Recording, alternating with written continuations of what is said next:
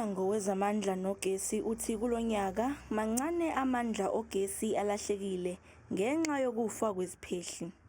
What we've been registering is about 10,500 megawatts. So essentially about a 4,000 improvement from our own optimistic case. I put differently, if you compare the same period last year, we're sitting at about 15,500 of UCR megawatts.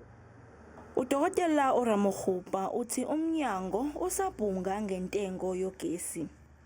We want to achieve two things with the electricity pricing policy. The first one is to ensure that electricity is affordable to low-income households. And the second one is to make sure that it's cost-reflective for all customers. And that's what they were working on.